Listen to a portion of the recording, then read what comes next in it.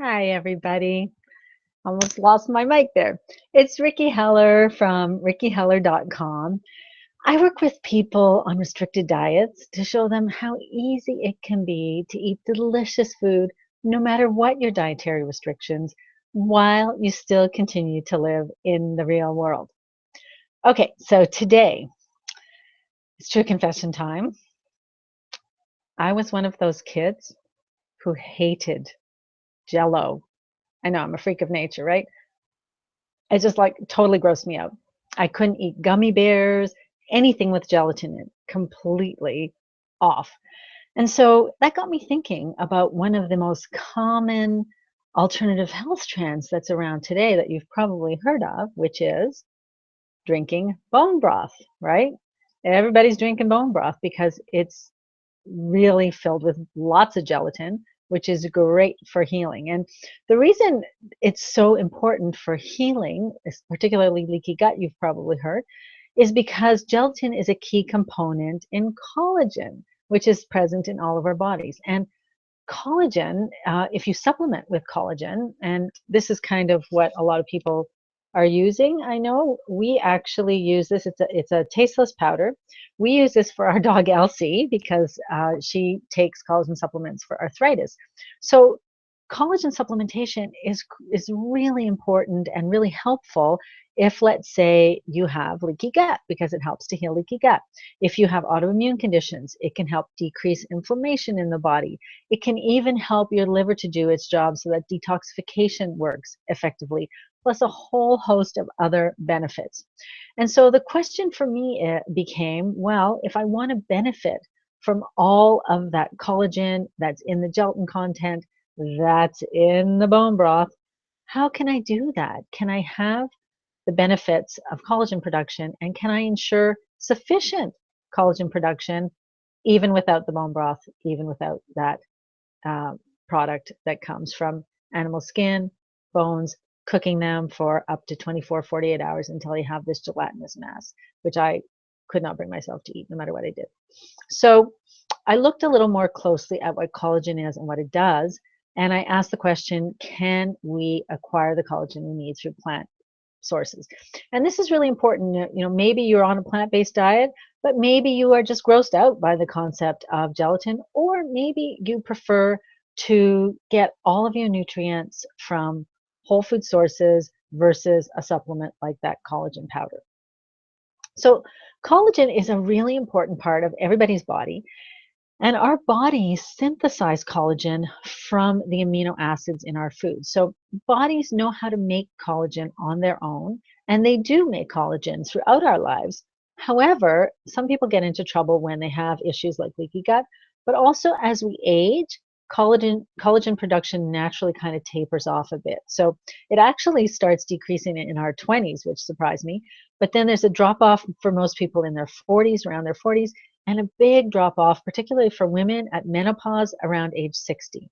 And the reason that's important is because collagen is key for all of the connective tissues in your body. It's what keeps them healthy and operating properly. So that's things like tendons, ligaments, your bone structure, also your digestive tract, your blood, and your skin. So if you want supple skin, collagen is key. And that's why when the production starts dropping off, you start seeing sagging skin and all those wrinkles appearing, like unless you're a Hollywood actress. And then you have perfectly fine skin with no wrinkles at all. You can't talk. But so for us mere mortals, though, who don't have plastic surgery, we want to keep our collagen production high and we want to keep it healthy. So I looked at what is collagen made of, because if our bodies can synthesize it, why not just try to keep collagen production as high as possible by providing the body with the foods it needs to get those amino acids? And one consideration when you're looking at getting collagen from food, or allowing your body to create collagen from the food you eat, is something like bone broth and animal products. As you may know, those are really plentiful when it comes to amino acids. So you can acquire all the amino acids you need from animal products, and they're all there in really good amounts in any animal product, the essential amino acids that your body needs. When it comes to amino acids in plant foods, however, they're all there, but it's just that they're in varying amounts depending on the food. So some plant foods will have higher levels of some amino acids and lower levels of others, while other plant foods will have high levels of different amino acids and lower levels of others.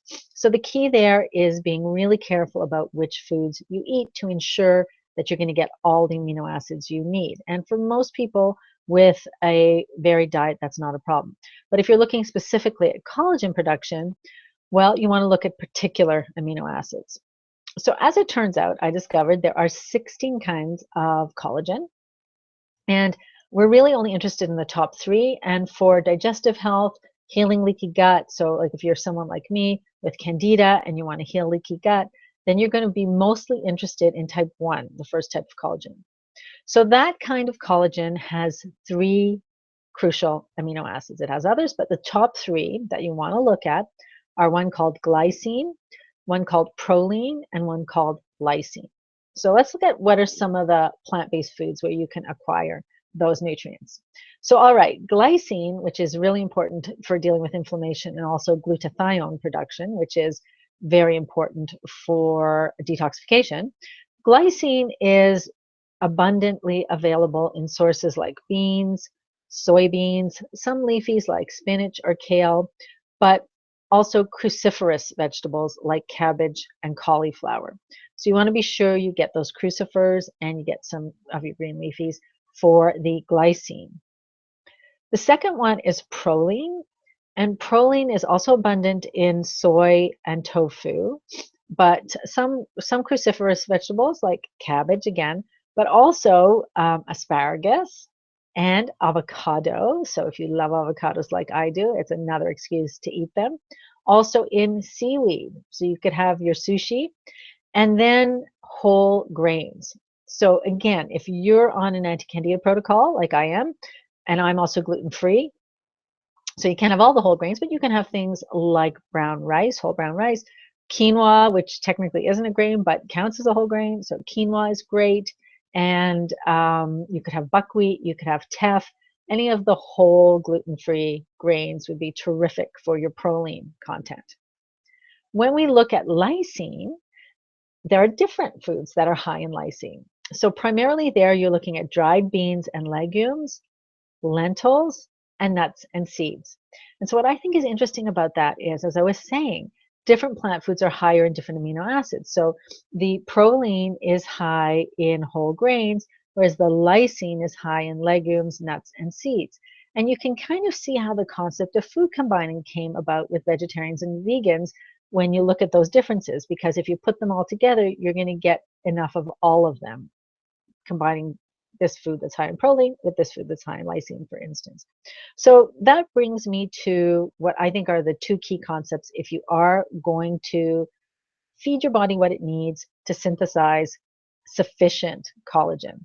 And that is, the first is variation. So the principle of variation. You want to be sure, and you want to do this anyway on whether you have a plant-based diet or not, but it's particularly important if you're thinking about collagen.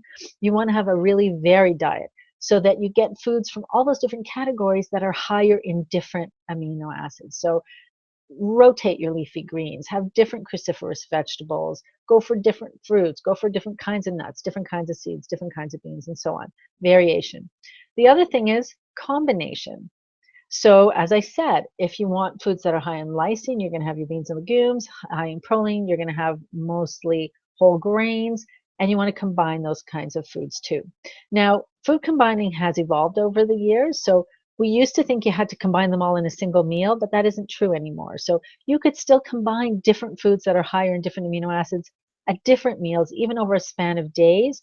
And your body is smart enough to know what to do with that. It's going to put those pieces together. So unless you're dealing with, massive deficiencies, or you're working with a practitioner who says that you specifically need supplementation, to me it seems possible to acquire the nutrients you need so your body can produce a healthy level of collagen throughout life. And that's what lots of people do. We see lots of people who are in their older years who have just been eating a whole foods diet, all kinds of variations in their vegetables and nuts and seeds and what they eat throughout life. And they have really healthy skin, and really healthy joints, and really healthy tendons and ligaments throughout life. Now, obviously, that's not the only thing you need. So, for instance, a journal called Medical News Today talked about also supplementing with foods that are high in antioxidants, high in different vitamins like vitamin C, vitamin A, and so on, because that's going to feed your body what it needs to have those healthy joints and healthy ligaments in addition to the collagen. But today I'm looking specifically at collagen. So those are the three key nutrients you want. I'll just say them again. It's glycine, proline, and lysine. Those are the three amino acids that are the most important for collagen production. And so you want to look at the foods that contain those amino acids in higher amounts and be sure you get enough of those. And I will share some recipes down below that have some of those foods in them so that you can supplement that way. And you'll be able to get the collagen you need in your body. So I hope that was helpful. If you like this video, please do give it a thumbs up or subscribe to my channel. There'll be you can click up here to subscribe. Or more importantly, if you think this information would be helpful to someone else that's looking how to increase their collagen production and they don't want to consume bone broth or supplements, then I hope you share this with them too. Okay, everybody, thanks so much for watching, and I will see you next time. Take care. Bye.